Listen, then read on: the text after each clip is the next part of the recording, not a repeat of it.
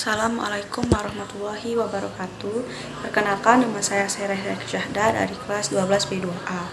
Di sini saya akan mempresentasikan materi mengenai kewarisan dan kearifan dalam Islam. Dalam hukum Islam, seluk-beluk pembagian warisan disebut ilmu kewarisan. Secara bahasa, kewarisan merupakan bentuk jamak dari kata miraj, yaitu bentuk masdar dari kata kerja dasar waratsa yaritsu wuratsatan. Maknanya dapat berarti kewarisan, harta yang diwariskan dan peninggalan harta orang meninggal yang diwariskan kepada ahli warisnya. Adapun secara istilah, ilmu kewarisan adalah ilmu untuk mengetahui orang yang berhak mendapatkan harta warisan, kadar pembagian yang diterima oleh masing-masing ahli waris, dan tata cara pembagian harta warisan atau harta pusaka yang ditinggalkan oleh muwaris atau pewaris. Ilmu kewarisan juga sering disebut dengan ilmu faraid. Secara bahasa, faraid merupakan bentuk jamak dari kata paradoh yang artinya ketentuan yang sudah ditetapkan. Adapun secara istilah, ilmu faraid adalah ilmu yang sudah menentukan secara tetap dan pasti berdasarkan ketentuan syariat Islam tentang siapa saja yang berhak mendapat harta warisan, kadar pembagian yang diterima oleh masing-masing ahli waris, dan tata cara pembagian harta warisan atau harta pusaka yang ditinggalkan pewaris atau pewaris. Yang pertama, ketentuan kewarisan Islam. Agama Islam mengajarkan aspek kewarisan kepada umatnya. Kedekaanakan agama yang dibawakan Nabi Muhammad SAW ini sangat menjamin hak kepemilikan atas harta dan kelangsungan hidup suatu keluarga. Orang yang sudah meninggal dunia tetap terjamin hak milik kekayaannya supaya tidak dikuasai orang lain yang tak berhak memilikinya. Begitu pula anggota keluarganya, baik laki-laki maupun perempuan yang ditinggalkan mewaris yang telah meninggal dunia. Supaya terjamin kelangsungan hidupnya secara adil dan merata, mereka diberikan hak untuk mendapat warisan harta pusaka keluarga. Pembagian warisan dalam Islam dilakukan secara adil dan demokratis. Ahli waris laki-laki diberikan hak lebih besar dari ahli waris perempuan, sebab umumnya masyarakat menempatkan laki-laki sebagai pemikul tanggung jawab istri dan anak-anaknya. Pada istilah, lelaki memikul, sedangkan perempuan hanya menggendong. Pada saat memikul, terdapat dua beban sekaligus di pundak laki-laki, sedangkan pada saat menggendong hanya ada satu beban di punggung perempuan. Dalam hukum Islam, pembagian harta warisan mengandung beberapa hikmah, antara lain, yang pertama, menghindari sifat serakah yang bertentangan dengan syariat Islam.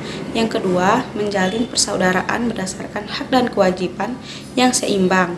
Yang ketiga, menjauhkan fitnah sesama ahli waris.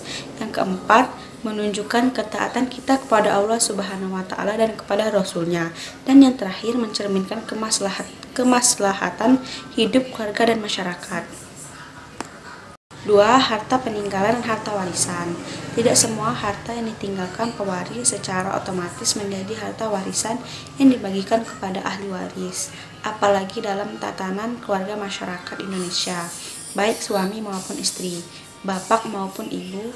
Mereka masing-masing memiliki harta yang sumbernya tidak dari satu pihak saja, tetapi juga dari masing-masing yang kemudian digabungkan menjadi satu.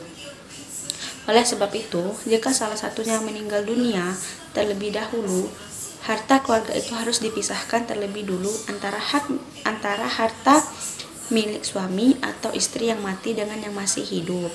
Tujuannya agar yang masih hidup terjamin dan masih memiliki bekal hidup berupa harta yang ia miliki. Harta peninggalan adalah bagian harta yang ditinggalkan mewaris atau pewaris. Sebelum harta waris dibagikan, perlu dilakukan hal-hal sebagai berikut. Yang pertama, diambil untuk biaya perawatan mayat sewaktu sakit, misalnya biaya pengobatan, biaya rumah sakit, dan sebagainya. Yang kedua, diambil untuk biaya pengurusan mayat, misalnya kain kafan, papan, dan lain-lain. Yang ketiga, diambil untuk hak harta sendiri, misalnya zakat. Yang keempat, diambil untuk membayar hutang, nazar, sewa, dan lain-lain. Dan yang terakhir, diambil untuk wasiat apabila ada. 3. Sebab-sebab terjadinya kewarisan. Dalam pembagian harta waris terdapat asbabul irsi atau sebab-sebab orang yang menerima harta waris atau sebagai berikut. Yang pertama, karena nasab atau hubungan keturunan darah. Yang kedua, karena perkawinan. Yang ketiga, karena memerdekakan budak. Yang keempat, karena ada hubungan sesama muslim. Adapun penyebab seseorang terhalang menerima harta warisan adalah sebagai berikut. A. Hamba atau budak. Yang kedua, pembunuh. Yang ketiga, murtad dan kafir. 4. Golongan ahli waris. Orang-orang yang berhak menerima harta warisan semuanya berjumlah 25 orang, 15 orang dari pihak laki-laki dan 10 orang dari pihak perempuan. Dan apabila dari 15 orang dari pihak laki-laki itu ada semua, maka yang berhak menerima hanya ada 3 saja. Dan apabila 10 orang dari pihak perempuan itu ada semua, maka yang berhak menerima ada 5 saja. 5. Ahli waris zawil furud dan ashabah. Ahli waris secara garis besar dapat dikelompokkan menjadi 2. Yang pertama, zawil furud dan 2 ashabah.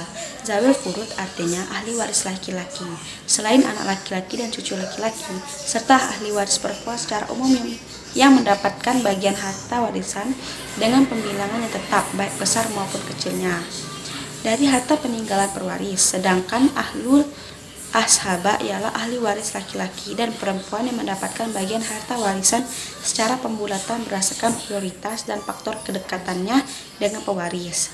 Yang keenam, hijab dan mahjub. Hijab berarti tertutup atau tabir. Maksudnya ialah seseorang yang menjadi penghalang atas ahli waris lainnya untuk menerima harta waris. Hijab dibagi menjadi 2 macam, yaitu A. Hijab hirman, yakni tertutup secara mutlak. Misalnya, anak dan cucu sama-sama ahli waris, namun cucu tidak mendapat harta karena ada anak laki-laki. Yang B. Hijab nuksan, yakni hijab yang hanya sekedar mengurangi jumlah yang diterima ahli waris. Yang ketujuh, perhitungan warisan. Dalam ilmu faraid, bagian ahli waris yang sudah ditentukan adalah 1%, 1/4, setengah, 1/4, 1/8, 2/3, 1/8, 1/6. Maka dalam perhitungan harus dicari KPT atau kelipatan persekutuan terkecil, yang dalam ilmu faraid disebut dengan aslul masalah. Adapun yang terakhir, adat dan warisan. Masyarakat Indonesia menganut hukum yang pluralis. Selain hukum agama, mereka juga menjunjung tinggi hukum adat. Menurut hukum adat, ahli waris adalah mereka yang paling dekat dengan generasi berikutnya, yaitu mereka yang menjadi besar dari keluarga yang mewariskan. Misalnya, anak angkat dianggap sebagai anak sehingga mendapatkan harta warisan. Namun, harta yang dapat diwariskan kepada anak angkat adalah harta yang diperoleh ketika waktu hidup bapak angkatnya. Begitupun sebaliknya apabila anak angkat lebih dahulu meninggal dunia. Adapun persamaan dan perbedaan antara adat dan warisan. Persamaannya, A. Waktu pembagian setelah dikurangi biaya pengurusan mayat. B. Bagian ahli waris laki-laki 2 kali bagi perempuan. Sedangkan perbedaannya adalah dalam hukum adat dibedakan antara yang diperoleh sewaktu hidup dan harta yang diperoleh dari orang tuanya. Dalam hukum adat, anak angkat berhak menerima warisan, sedangkan dalam hukum Islam tidak berhak menerima. Walaupun demikian, supaya hukum adat dapat berdampingan dengan hukum kewarisan Islam di Indonesia diatur di dalam kompilasi hukum Islam bahwa anak angkat dan bapak angkat tidak diberikan warisan. Sebagai gantinya, mereka dapat menerima bagian harta peninggalan dari pihak yang meninggal terlebih dahulu dengan pola wasiat wajib yang dibatasi maksimal 1/3. Sekian presentasi dari saya. Apabila ada kata yang salah dalam penyampaian, saya mohon maaf. Wabillahi taufiq wal hidayah. Wassalamualaikum warahmatullahi wabarakatuh.